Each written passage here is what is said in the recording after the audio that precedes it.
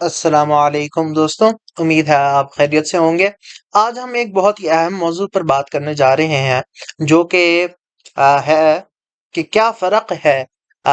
فلاسفہ کے درمیان اور متکلمین کے درمیان۔ اگر آپ کو معلوم نہیں ہے تو ذرا تعارف کروا دیتے ہیں فلاسفہ کا اور متکلمین کا۔ اسلامی فکر کے اندر ہمارے پاس دو گروہ موجود ہیں۔ ایک کا نام فلاسفہ ہے، جنہیں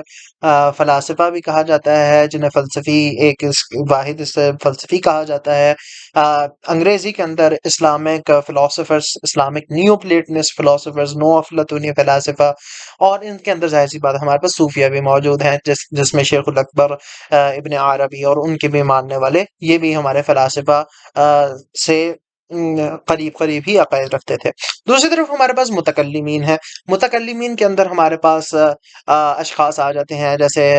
امام غزالی ہیں اور رازی ہیں، ان کی بھی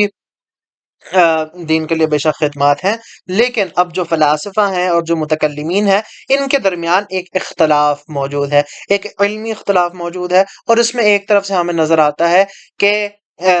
ایسے رویے کا استعمال کیا گیا، ایک ایسے علمی رویے کا استعمال کیا گیا جو کہ نہیں کرنا چاہیے تھا۔ تو جیسے اگر آپ کو معلوم نہیں ہے تو جو امام غزالی تھے، انہوں نے ابن سینا کے اوپر، شیخ الرئیس کے اوپر، جو کہ ہمارے لیے بہت قابل احترام ہے، فلاسفہ کی فکر کے اندر ان کے اوپر کفر کا فتویٰ لگایا اور انہیں واجب القتل قرار دیا۔ اور اس کے بعد بعد میں آنے والے بے شک جو صوفیہ تھے اور جو بعد میں آنے والے فلاسفہ بھی تھے، انہوں نے اس بات پر رد بھی کیا امام غزالی کا، اور انہیں کہا کہ آپ کو یہ نہیں کرنا چاہیے تھا، ایسا کرنا ایک اچھی بات نہیں ہے، یہ ایک علمی رویہ نہیں ہے۔ لیکن پھر بھی ہم آپ کو بتاتے ہیں کہ اسلامی فلاسفہ اور متکلمین کے درمیان کیا فرق رہا اور کن کن باتوں کے اوپر یہ ایک دوسرے سے اختلاف کرتے تھے۔ تو سب سے پہلا جو مسئلہ تھا جن کے اوپر ان کا اختلاف تھا، وہ تھا صفات باری تعالیٰ کے اوپر، کیونکہ جو متکلمین ہیں ان کا تعلق، زیادہ تر متکلمین کا تعلق اشاعرہ یا ماتریدیہ میں سے تھا۔ تو اشاعرہ اور ماتریدیہ یہ عقیدہ رکھتے تھے کہ جو صفات باری تعالیٰ ہیں وہ عین ذات نہیں ہے، یعنی جو ماہیت، جو ذات خدا ہے، اس کے اور صفات کے درمیان ایک تفارق ہے، ٹھیک ہے، اور ایک فرق ہے، اور وہ ایک دوسرے سے جدا ہیں۔ اور جو فلاسفہ تھے وہ یہ کہتے تھے ایسا نہیں ہے، اور صوفیہ بھی یہی کہتے ہیں کہ ایسا نہیں ہے، جو صفات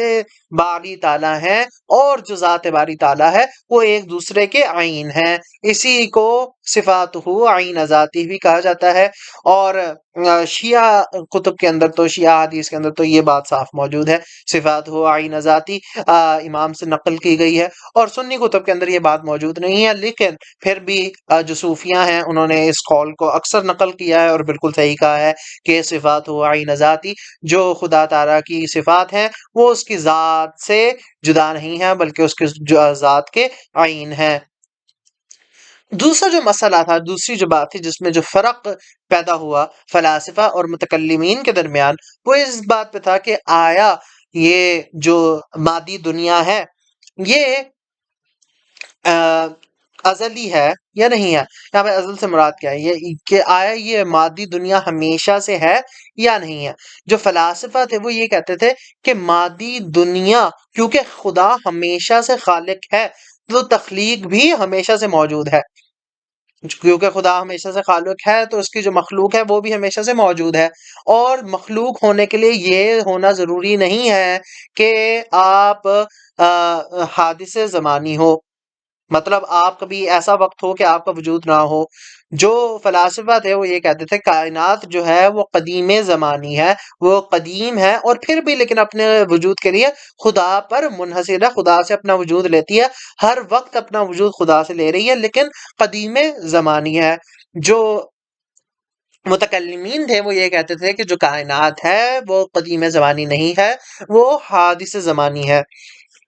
مطلب وہ ایک ایسا کوئی وقت ہے جس سے وہ وجود میں آئی۔ اور اس پر فلاسفہ یہ اعتراض کرتے تھے کہ اگر وہ کسی وقت پر وجود میں آئی ہے تو آپ اس بات کر رہے ہیں کہ خدا پہلے خالق بالحقیقہ نہیں تھا، اور بعد میں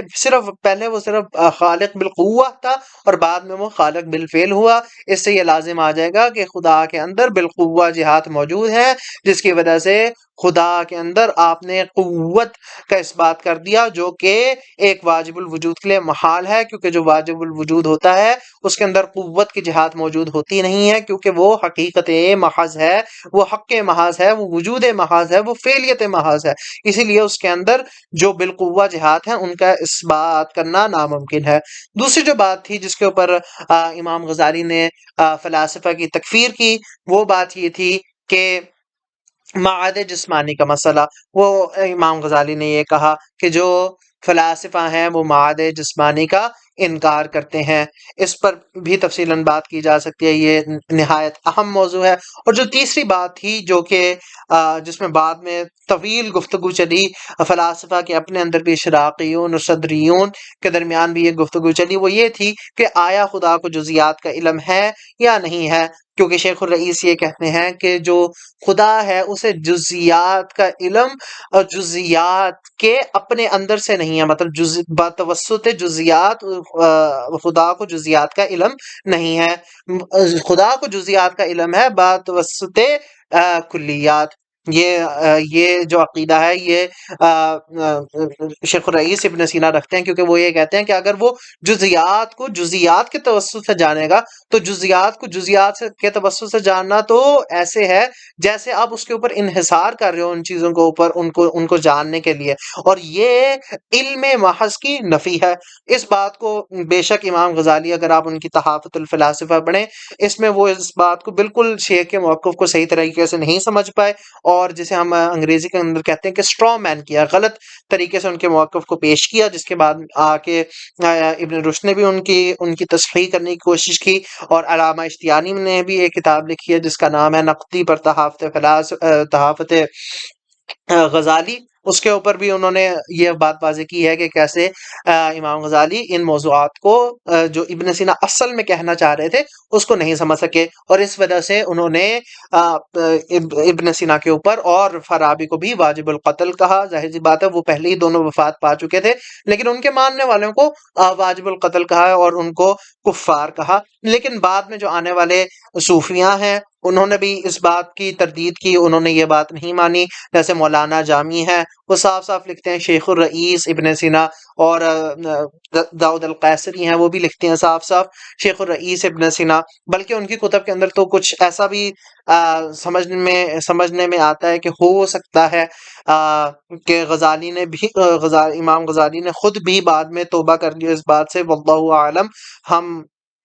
لیکن ہمارا جو یہاں پہ موضوع ہے یا جو ہمارا نقطہ ہے وہ یہ ہے کہ ان کے اندر اختلافات موجود تھے فلاسفہ اور متکلمین کے درمیان، اور اس کے اندر کچھ غیر علمی رویہ بھی استعمال کیا گیا، لیکن یہ چند باتیں تھیں جن کے اوپر اختلافات موجود تھے فلاسفہ اور متکلمین کے، جو ایک جو صفات باری تعالیٰ کی بات ہے، دوسری جو کہ معاد جسمانی کی بات ہے، تیسری جو قدم العالم کی بات ہے، اور چوتھی جو کہ بات ہے قدم العالم کے بعد جو کہ بات ہے کلیات اور جزیات کے علم کی۔ تو امید ہے یہ چھوٹی سی جو ویڈیو ہے یہ آپ کو پسند آئی ہوگی، اور اس سے آپ کو پتہ چلا ہوگا کہ فلاسفہ اور متکلمین کے درمیان کیا فرق ہے، اور انشاءاللہ اگلی ویڈیوز میں ہم آپ کو یہ دکھائیں گے ہر موضوع کے اوپر کہ کیا کیا دلائل فلاسفہ دیتے ہیں اور کیا کیا دلائل متکلمین دیتے ہیں، اور ان دلائل